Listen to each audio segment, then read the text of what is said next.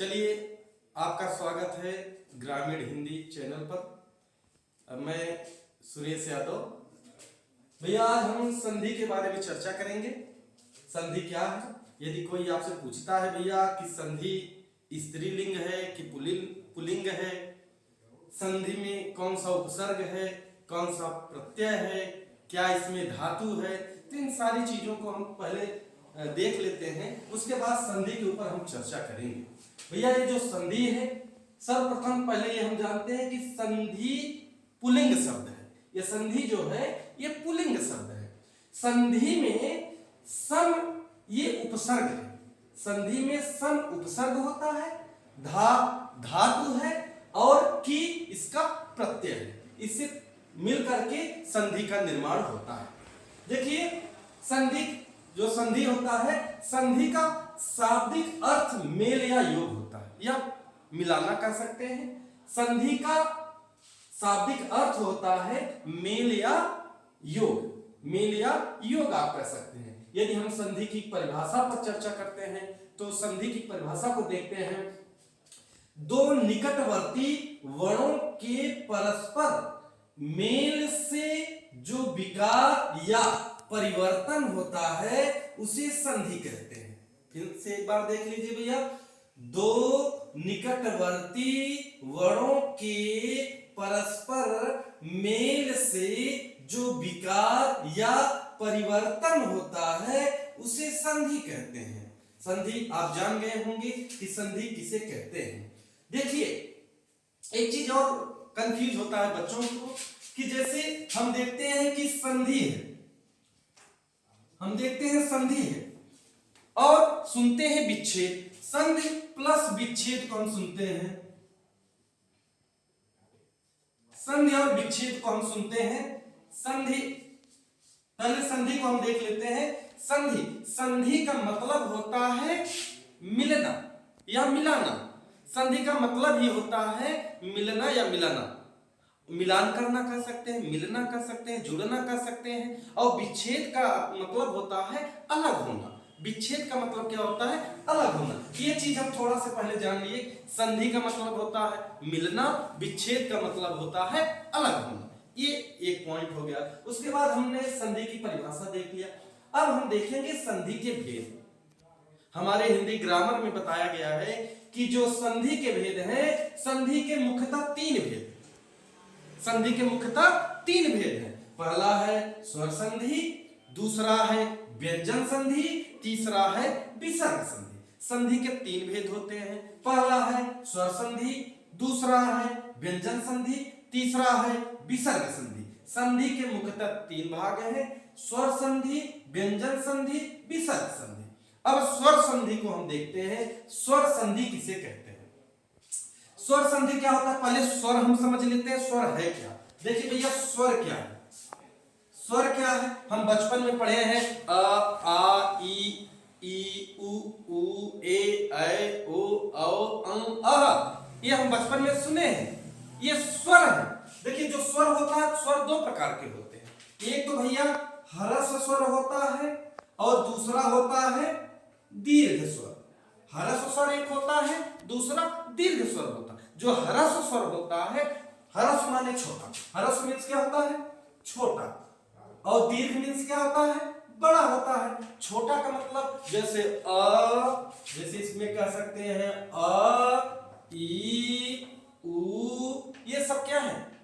छोटा है, ह्रस्व है। अ, ई, उ, ये सब क्या है? छोटा है। अब जैसे बड़ा में हम देख लिया जाए तो बड़ा आ, बड़ा ई, जैसे कह सकते हैं बड़े में बड़ा आ, बड़ा ई, बड़ा उ, ये होते हैं स्वर। स्वर दो प्रकार के होते हैं। और वैसे पे कहा जाए तो स्वर तीन होते हैं। ह्रस्व स्वर होता है, दीर्घ स्वर होता है, प्लुत स्वर होता है। लेकिन हम यहाँ जानने की कोशिश करेंगे ह्रस्व स्वर अर्थात छोटा अ, ई, उ, दीर्घ स्वर अर्थात बड़ा आ, बड़ा ई, बड़ा। ठीक, अब आगे हम बढ़ते हैं। स्वर संधि किसे कहते हैं? स्वर संधि दो स्वरों के मेल से जो विकार होता है उसे स्वर संधि कहते हैं। स्वर संधि किसे कहते हैं? दो स्वरों के मेल से, दो स्वरों के मेल से जो विकार होता है उसे स्वर संधि कहते हैं। मतलब कहने का तात्पर्य इसका है दो स्वर मिलते होंगे। यही तो कह रहा है ना कि दो दो स्वरों के मेल से, मतलब दो स्वर मिलेंगे और समान स्वर मिलेंगे, मेल से होता है, उसे स्वर संधि कहते हैं। अब हम स्वर संधि के भेद देख लेते हैं। स्वर संधि का भेद है 5 होता है। स्वर संधि के कितने भेद होते हैं? 5 भेद होते हैं। स्वर संधि की जो स्वर संधि है, स्वर संधि जो है, स्वर संधि के 5 भेद होते हैं। पहला होता है, यहां आप देख सकते हैं, दीर्घ संधि। पहला कौन सा होता है? दीर्घ संधि होता है। दूसरा कौन सा होता है? गुण संधि होता है। तीसरा कौन सा होता है? वृद्धि संधि होता है। चौथा कौन सा होता है? यण संधि होता है। और पांचवा अयादि संधि। आपके ये 5 स्वर संधि होते हैं। दीर्घ है, गुण है, यण है, वृद्धि है, यण है, अयादि है। स्वर 5 होते हैं। पहला दीर्घ है, फिर गुण है, फिर वृद्धि है, फिर यण है, उसके बाद अयादि होता है। उसके बाद ये 5 है। हम 60 फार में याद करने के लिए यदि कह सकते हैं, एक ट्रिक कह सकते हैं कि दगवी यणादि, आप याद करने के लिए रख सकते हैं दगवी यणादि। बात समझ में आ गई? आगे हम इसके आगे बढ़ते हैं भैया, हम इसके आगे बढ़ते हैं दीर्घ संधि पे। दीर्घ संधि पे हम बढ़ते हैं भैया। दीर्घ संधि का मतलब होता है कि ह्रस्व दीर्घ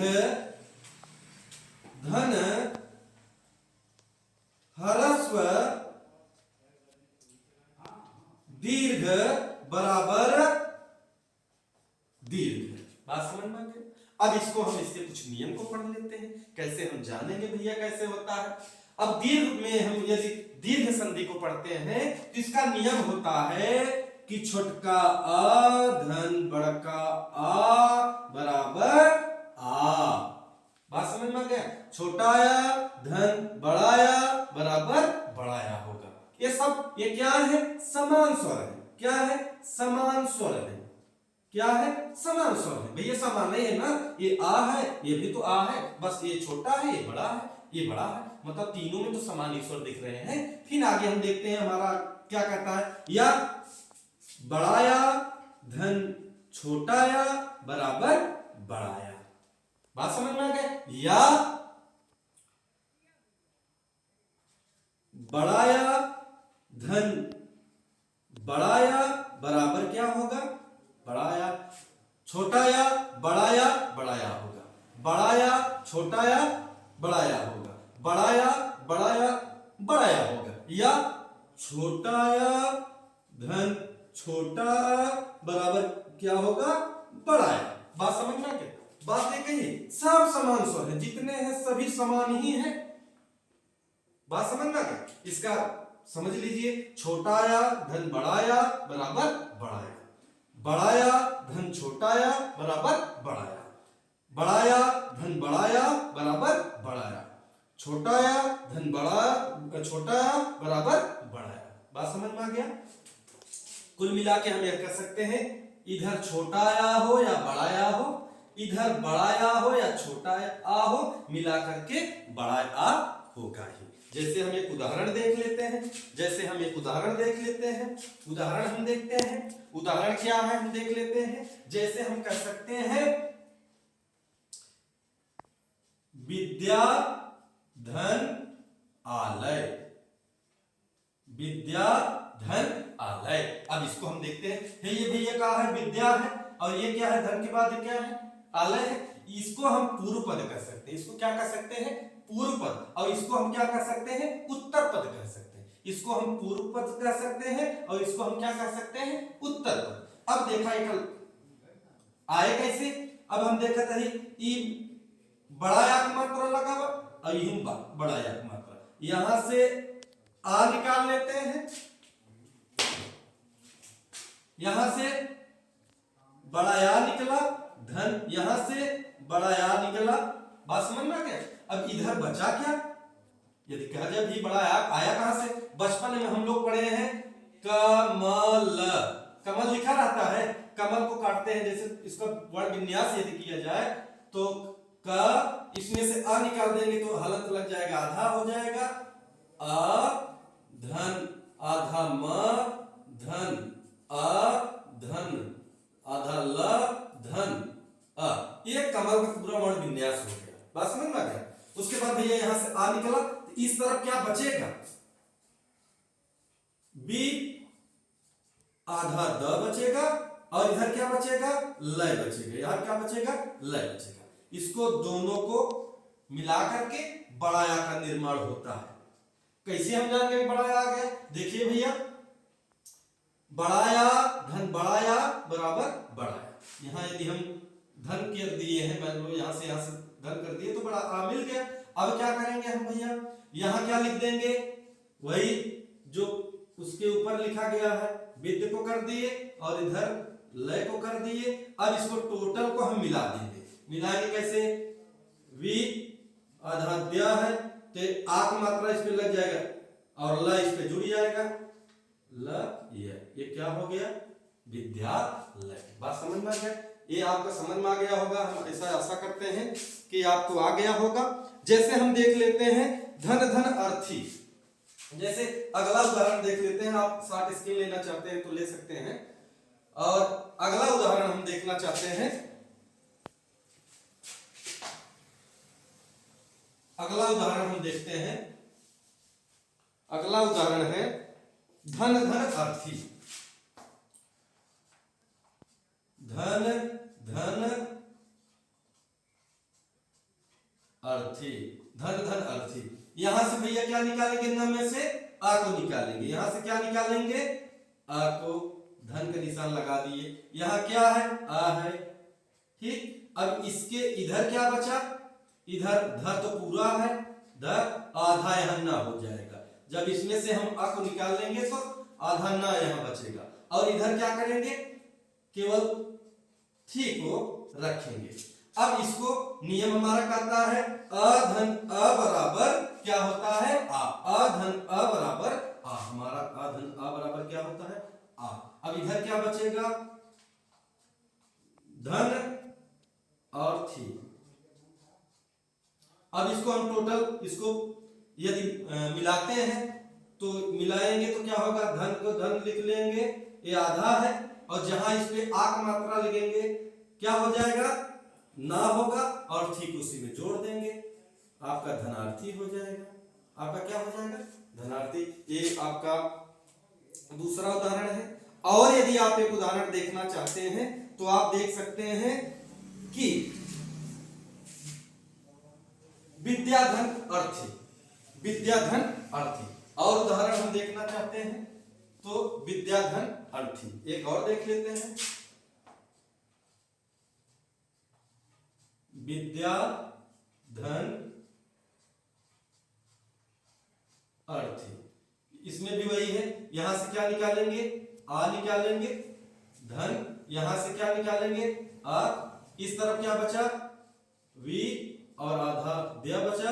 इधर क्या बचा, थी बचा। अब यहां से मिला देंगे। हमारा नियम कहता है कि बड़ाया धन छोटा या बराबर बड़ाया होता है, तो बड़ाया हो गया। अब इधर लिखेंगे विद, इधर थी लिख देंगे। अब तीनों को मिला देंगे,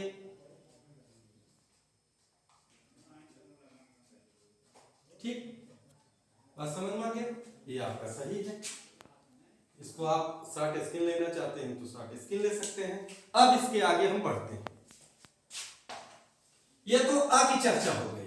अब यदि ये तो आ की चर्चा हो गई, यदि आपको मिलता है कहीं पे छोटाई धन बड़ाई बराबर क्या होगा, बड़ाई।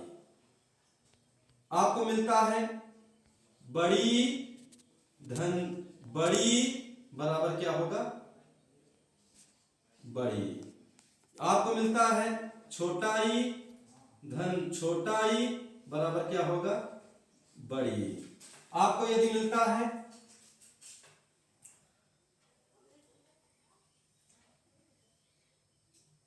बड़ी धन छोटी बराबर क्या होगा, बड़ी। कुल मिलाकर के कह सकते हैं इधर चाहे बड़ा आए चाहे छोटा, दीर्घ आय या ह्रस्व आय, और धन की इस तरफ दीर्घ आय जय ह्रस्व आय, मिला करके सब दीर्घ ही होगा। यदि इस पे हम उदाहरण देखते हैं तो देखते हैं कि कपिधन ईश, एक उदाहरण देखते हैं, कपिधन ईश, इसको हम देखते हैं तो भैया यहां से क्या निकालेंगे, छोटा ई धन, यहां से क्या है बड़ी, इधर क्या बचा क आधा प, इधर क्या बचा श बचा, दोनों को मिलाएंगे बड़ी ई बनेगा, इधर क्या बचा क और आधा प, इधर क्या है श। उसके बाद इसको टोटल हम मिलाते हैं तो क्या बनेगा क पी श, क्या हो जाएगा कपीश। शॉर्ट स्क्रीन ले सकते हैं। उसके बाद हम देखते हैं इसमें से लगभग सारे हो गए, एक और देखते हैं कि नदी धन ईश,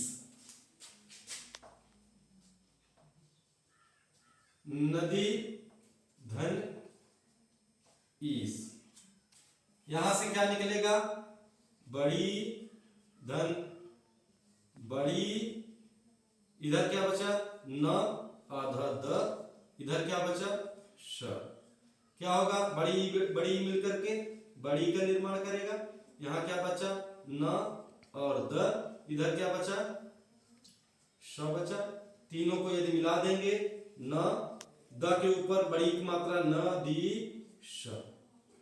भैया जो किसी वर्ड के नीचे देखिए ये हलंत में लगा रहा हूं ना, ये हलंत है, हलंत मतलब आधा हो जाता है।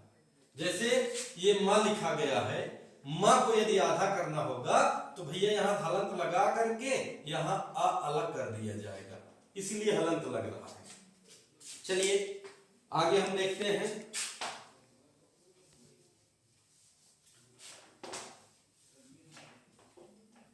इसमें देखते हैं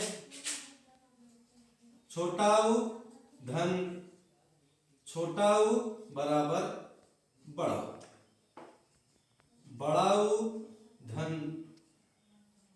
छोटा उ बराबर बड़ा। आगे देखते हैं छोटा उ धन बड़ा उ बराबर बड़ा। इधर और देखते हैं बड़ा उ धन बड़ा उ बराबर बड़ा उ होता है। इसको ऐसे आप कर सकते हैं। आप यदि उदाहरण में देखना चाहते हैं तो भानु धन उदय, भानु धन उदय, क्या करेंगे भैया यहां ना में से उ को निकाल लेंगे, छोटा उ को धन छोटा उ, इधर क्या बचेगा भा आधा न, इधर क्या द और या। नियम कहता है कि छोटका उ मिलकर के बड़का उ का निर्माण करते हैं, तो ये बड़ा उ हो गया। इधर क्या बचा भा और आधा न, इधर क्या बचा द और या। ये टोटल को यदि हम जोड़ते हैं तो भा बड़ा उ लग जाएगा, नू द जुड़ जाएगा, भानु उदय। बात समझ में आ गया, भानु उदय। ये आपके दीर्घ संधि संबंधित बातें थी कुछ, और ये आप हम आशा करते हैं कि समझ गए होंगे। अगले दिन हम गुण संधि को समझने का प्रयास करेंगे, और आप अच्छे से इस वीडियो को कई बार देखें और लाइक करें। नहीं समझ में आता है तो डिसलाइक कर दें, और यदि आपको समझ में आता है तो इसे लाइक जरूर करें और सब्सक्राइब जरूर करें। धन्यवाद।